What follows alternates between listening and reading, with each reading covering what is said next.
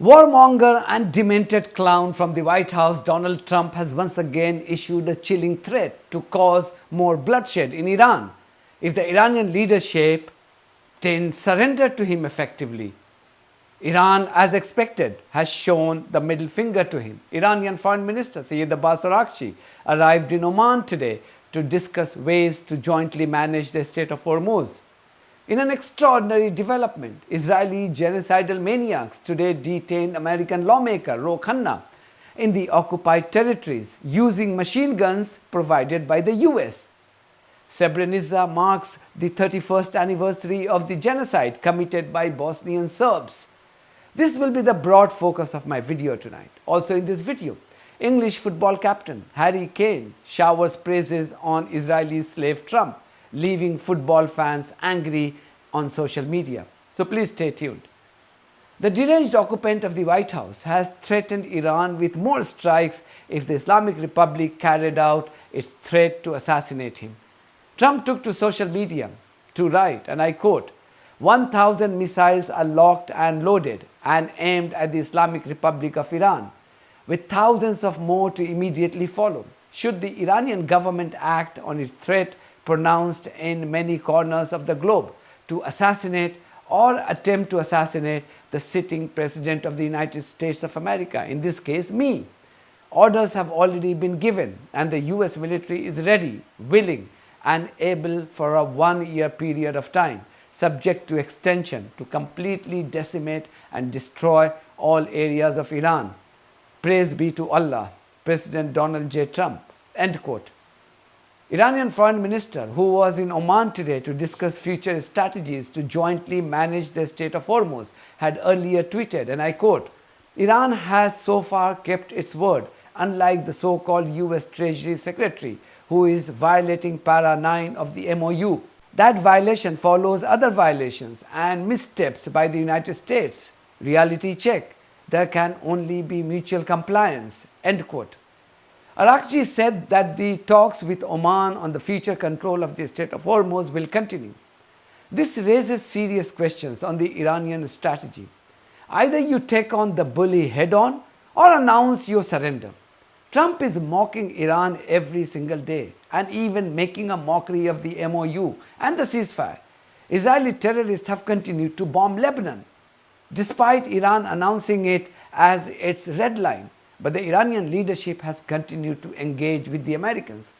I'm afraid Iran will learn the hard way if it doesn't do an urgent course correction and adopt aggressive posturing. You simply can never have peace with a depraved soul and known genocidal maniac. What happened to the Persian pride? Meanwhile, Trump has also started legal proceedings against several New York Times reporters for reporting on the security flaws in the newly modified Air Force One gifted by Qatar. Apparently, this new plane doesn't protect him from missile attacks.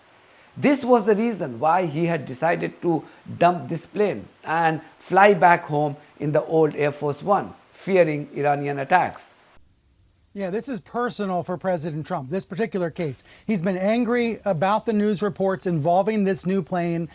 He said one thing to the public. He seemed to be lying. Government sources said another thing to the public, indicating he was lying.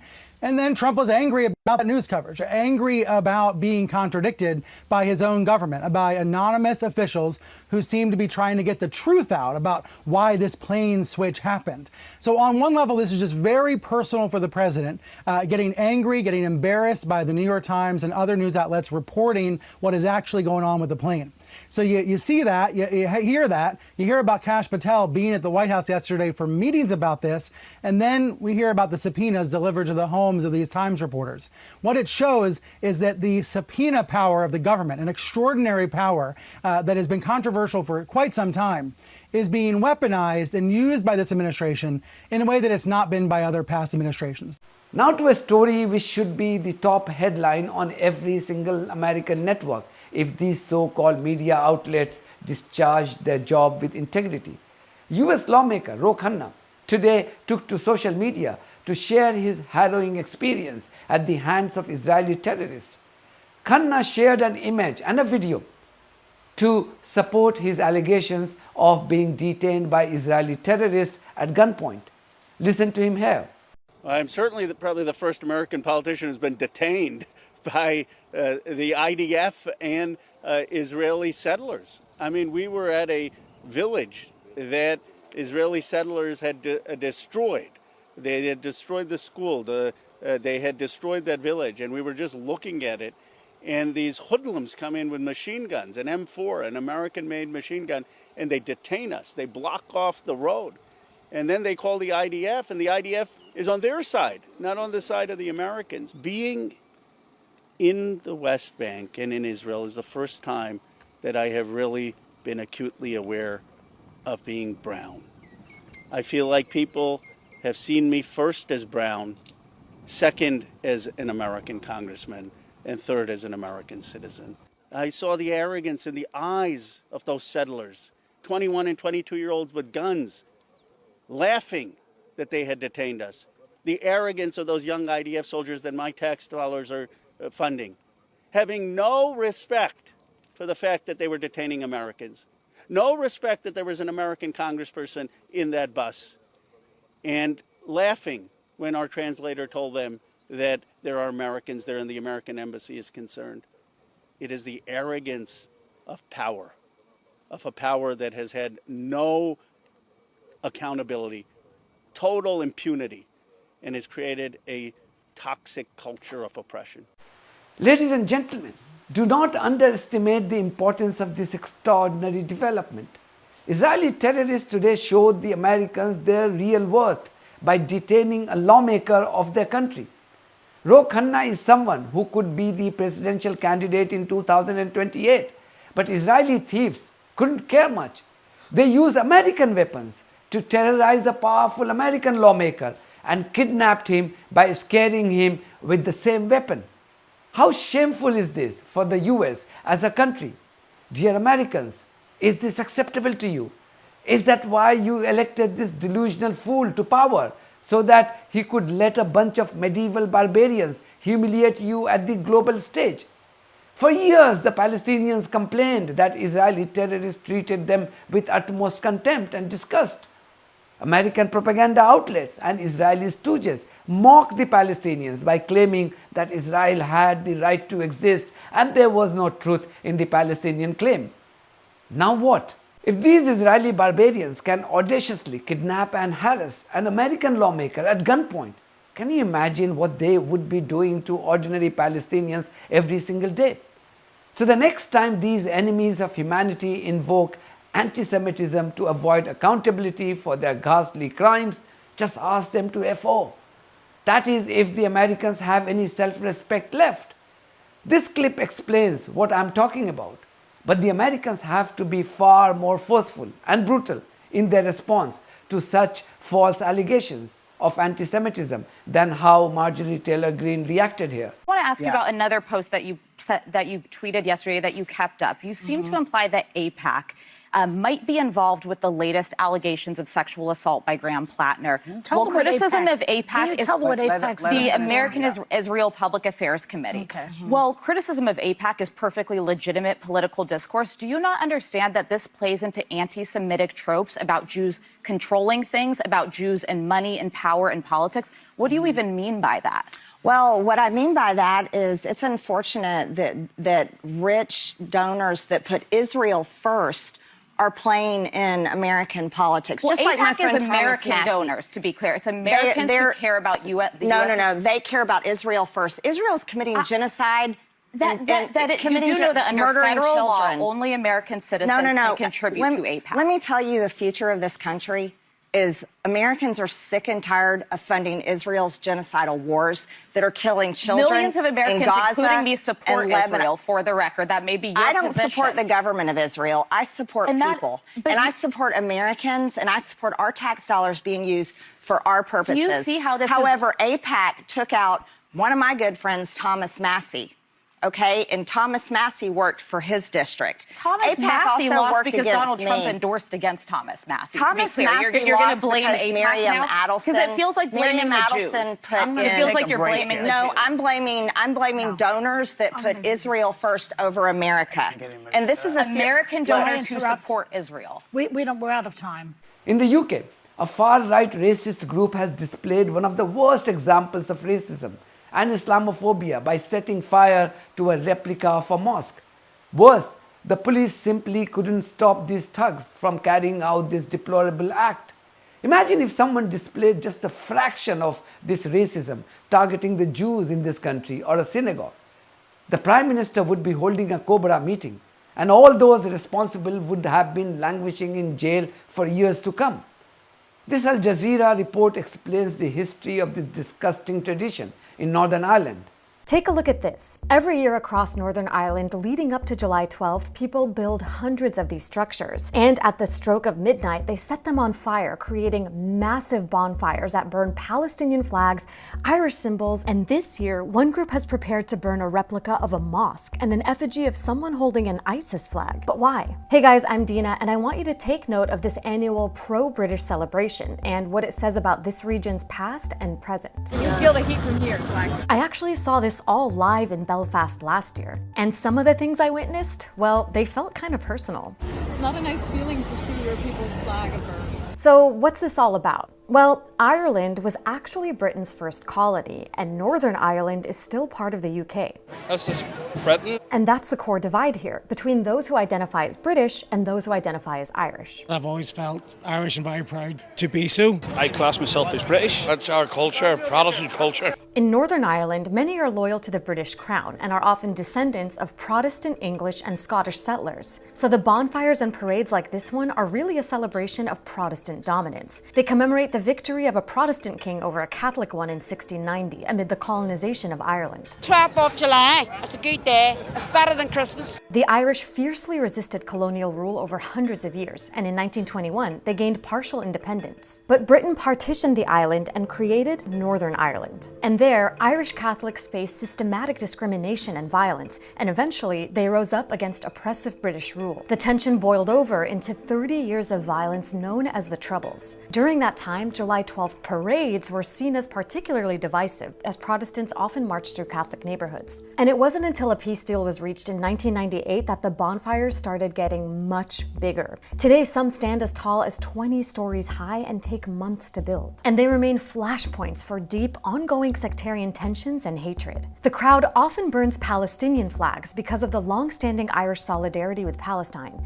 And on the flip side, I also saw this. There's Israeli flags encircling the bonfire area in addition to the British flag, and I even saw a flag of the Israeli military. Some bonfires also burn signs and effigies of Irish politicians and the Irish rap group Kneecap. Others target refugees. This incident from last year showed how some bonfires have become platforms for racist hatred targeting migrants, who are increasingly used as scapegoats by the far right. So as this year's bonfires go up in flames, many are concerned about how they might contribute to already deepening societal divides. What do you think of all this? This explains why MPs from Northern Ireland are always the first to defend the Gaza genocide and justify the mass murder of Palestinian children and babies. Channel 4 reported that a man was arrested in connection with this hate crime. Now, a man has been arrested in County Tyrone, Northern Ireland, on suspicion of displaying threatening, abusive or insulting material after a replica of a mosque was placed on top of a loyalist bonfire. The pyre in the village of Moigashell is one of hundreds lit during the loyalist parade season each July. The Northern Ireland Secretary, Hilary Benn, described it as a sickening and cowardly act of intimidation, while other local politicians called it deplorable and deeply irresponsible. The group behind the effigy claimed it was an act of political protest. Yesterday was the 31st anniversary of Srebrenica genocide in Bosnia and Herzegovina. This genocide saw Bosnian Serb terrorists basically massacre more than 8,000 Bosnian Muslims, mainly boys and men. I was in college those days in India when this genocide was being committed. This was long before the internet revolution and advent of social media. And yet, we were moved by the horrific crimes being committed against Bosnians. In one such massacre, a Bosnian father, Ramo Osmanovic, was forced by Serb terrorists to call his son by lying to him that they were safe. Serb terrorists later executed both father and son along with other Bosnian men and boys. This was the chilling video of this crime.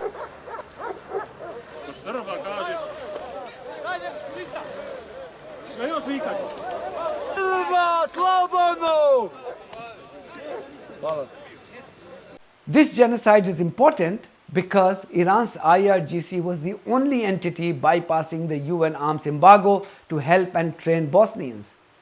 Not only did the IRGC manage to smuggle thousands of tons of weapons to Bosnia via Croatia, the IRGC also sent its senior commanders to train the Bosnians. This is another proof that the Iranians have always stood on the right side of the history. But why is the West not as alarmed by the ongoing genocide or Holocaust in Gaza in the same way it intervened and brought the culprits to book in Bosnia? Last week, the UK Parliament once again debated the Palestinians' plight in Gaza and the occupied West Bank. There were several powerful speeches, but the one that caught my attention was the speech made by the longest-serving MP from the Conservative Party. His name is Sir Edward Leigh. He is also the father of the House. I've been to the West Bank. I've seen what is going on there. This is profoundly wrong. People who have merely tilled their land for 2,000 years are being bullied, forced out. Even when we went there, we were confronted with armed settlers. This is outrageous, and the whole House should cry out against it with one voice, and the government should take action. And this is why this motion is so important.